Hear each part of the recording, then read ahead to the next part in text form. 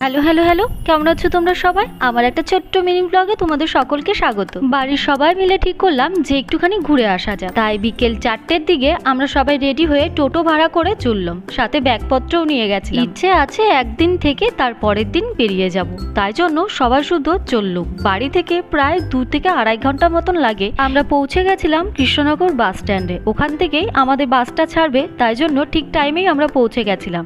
আমাদের বাস ছাড়তে ছাড়তে প্রায় 6:30 বেজে গেছিল।